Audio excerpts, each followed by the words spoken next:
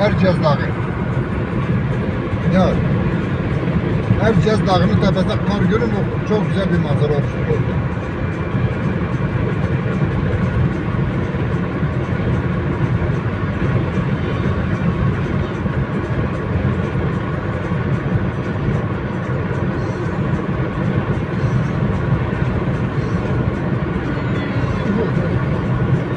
Hocam bak bir yüz ifadesi orada çıktı ya. Tespit edilir mi?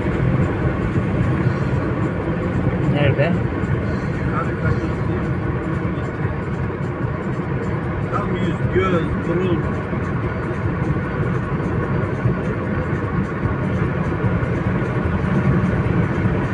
Bugün hem manzara, ressam, hem hedef olsun, hedef mümkün. Tabii resim. Harika.